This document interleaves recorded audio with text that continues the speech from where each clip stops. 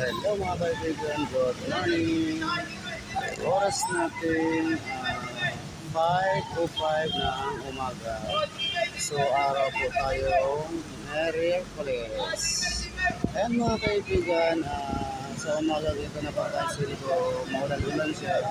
So sa daming pasahero mga kaibigan dito sa may isang Parkview. Ayan.